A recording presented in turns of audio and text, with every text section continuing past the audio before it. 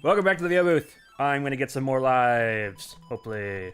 I I don't know. The odds of getting lives on this are kind of, I guess, 1 in 9. No, I think they're even less than that.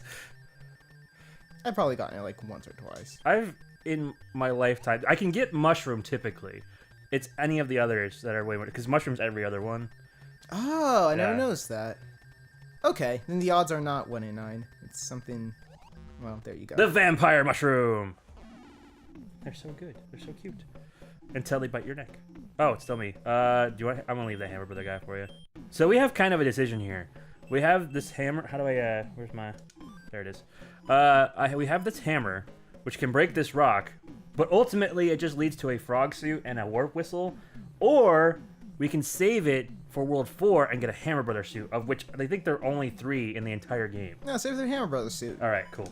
I'm glad you said that. Is there a way to get a frog suit? There's a way to get a frog suit. There are a lot of ways to get a frog suit. You get one in the first mushroom hut on the next world, in the first toad hut, I don't think I've ever. or as I think we referred to them growing up. Oh, you got the toad, with a weird Irish lilt like that. I don't know why. Let's see. We were really weird kids. I don't know. I think I've only used the frog suit like literally twice in this game. My gimmick as a kid, like the way I would make things challenging sometimes and show off to my friends, because that's the kind of friends I had, would to be to do the ships in a frog suits, because it really limits your mobility. If you're not in water. In water, it's freaking fantastic. But if you're not, then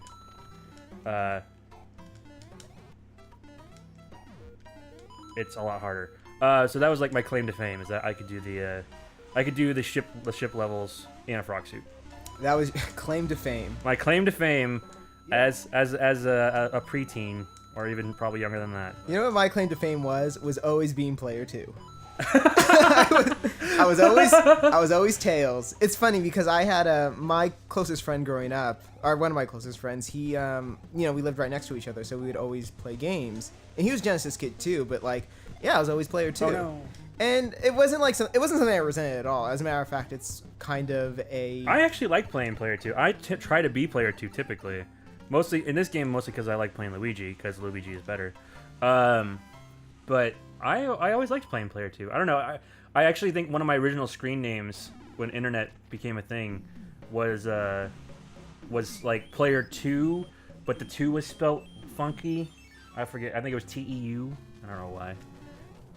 But it's actually more of a like, I don't know, a fond memory that I have. It was of I don't know. It was just part of my gaming experience. So I don't resent being player 2. It's just sort of like, oh, like. That was sort of our dynamic as kids, like my friend and I. And it was funny. There was one time when I wasn't complaining to him about it, but I was. We were playing Lost Vikings. I don't know what that is. It's it's kind of a puzzle game where you use 3 characters to like get through like just a bunch of small levels. So I was always the guy with the sword and the arrows, which, pretty useful, but not as useful as the guy who could jump. Because it was a game where you had 3 characters and only one could jump, and right. so I feel like have they made like something very similar to that game recently? I don't know. They had a few Lost Viking games. I never played any of the ones except for the original, but there was one day where I was kind of like. Not upset, but I was just kind of lamenting the fact that, like, my character, kind of all he basically was one who killed enemies, but he got none of the credit? Well, even the guy who could jump could kill enemies, like, because he had a headbutt sort of thing. He could use to break down walls and he could use to kill enemies. But I was, like, it was a bit more safer for me, for the guy with the arrows to kill enemies from a distance. And I could also hit switches and things like that, but I sort of felt like I was the load. And also, my friend played both characters 1 and 3. Right. Because we didn't have a third person to play or like a multi-tap. So Oh yeah, I remember those things. What was that? Yeah, that was beat. That was a hot bowl of BS. That was a hot bowl of BS. Oh my gosh. Anyway, so to finish the story, I was sort of lamenting the fact that, like, I feel like I'm playing the most useless character, and like my friend was like, "No, man, like you're doing this and this and this. Like, your role's important." I don't think he said exactly. Your role is important. I don't know if he said exactly that, but that was just sort of like the world needs Walmart greeters. Yes, that. I mean, that's not exactly what he said, but that was sort of the implied. Yeah, that was like the conclusion, and so he was. Yeah, it was like, you know what? Yeah, the world needs player 2 sometimes. Oh, I shouldn't have used that. Damn it.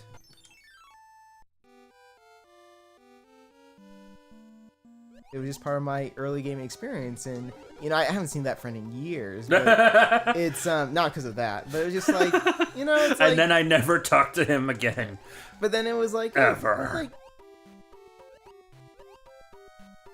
It was a good dynamic. I liked it. Like, I did like being player 2. Yeah. It took a lot of pressure off too, because I wasn't as I feel like in my friend groups growing up, everyone kind of had a role, you know? Like, you had someone was kind of a little bit more of a leader, someone's kind of a little bit more follower, someone's always kind of, oh, shoot, no. Choose your fireballs. Yeah, there you go. I have to get in position, because they shoot in a weird diagonal. And then someone ultimately is kind of the bully. But the weird thing about my friend group is those, oh, shit. Those roles, those roles kind of changed on occasion to where someone would become one and someone would become the other. And I can very, very vividly remember the very few times that I was ever kind of the bully in the group, and I felt horrible about it afterwards. But I don't know. I think every friend group has a weird dynamic like that. I think it's just something you can't avoid. Oh, I should get that. No, I think every friend group has had someone who's taken like. Someone's always been like the shithead for like a day. Or something. Yeah, for sure. Some people just have bad days, man. And then you look back. Oh, God. Okay, do you remember? What? Oh, this? Okay. Third from the right on the top was a mushroom, I think. That's a star, or maybe that was a star. Okay, never mind. I'm done. It's all you. I'm gonna stop backseat driving you. There we go. Nice. What do I get for that? You get a star in your little gov compartment, as we called it when I was really young. Well, there we go. Yeah, I get to play a level now. It's awesome. It's a good one. Yay, water level. They're all water levels. This is the water world. No! Oh! So my thought process there was a mushroom. It was leaving the screen. I was like, I must get this mushroom. And you know the rest.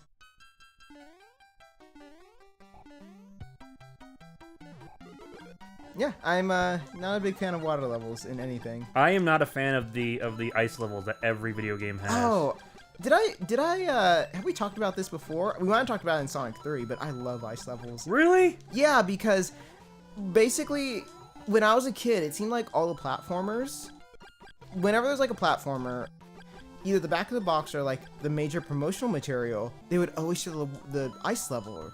And it was sort of, it made me think that, okay, once I hit the ice level, that means I've made it. I've gotten to the point where the game, you know, takes off the kid gloves, and like, it felt like an accomplishment getting to the ice level, because it's usually always like, sure. You know, World 4, World 5 or something in any video game.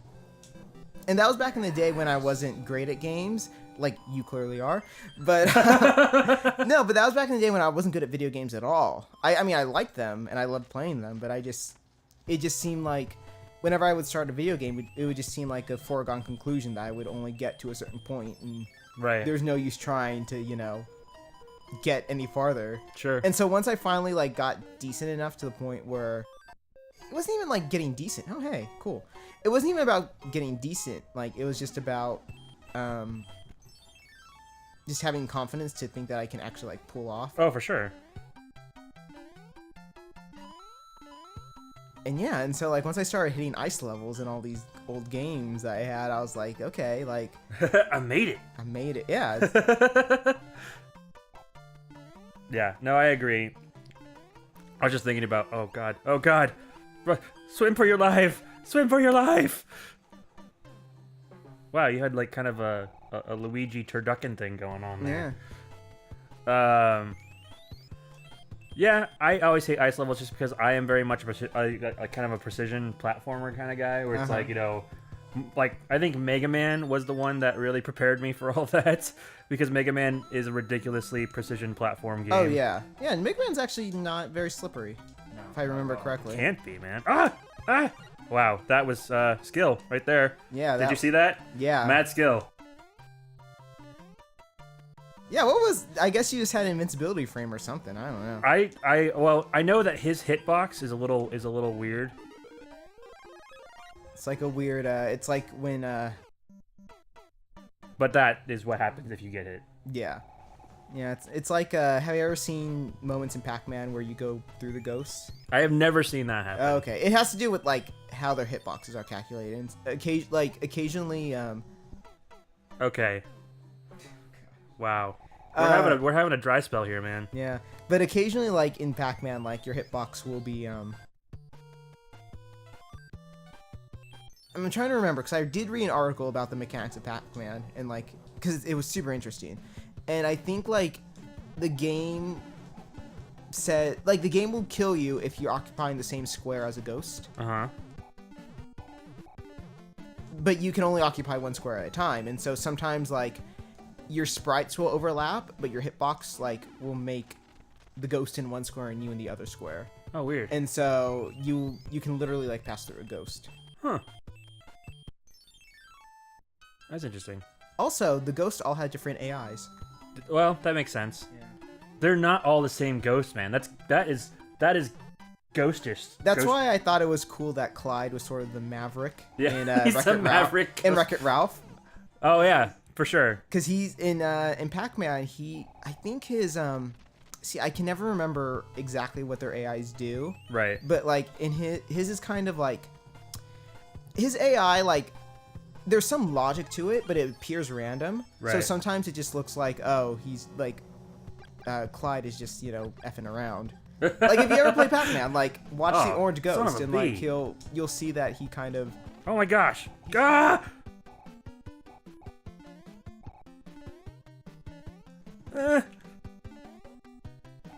What is going on? Oh my god! What have I done? What have I done? See, I think you should have dodged that hammer, that hammer, and maybe that hammer. Alright, next time on the VO booth. Will we pass this hammer, brother? Oh gosh, no!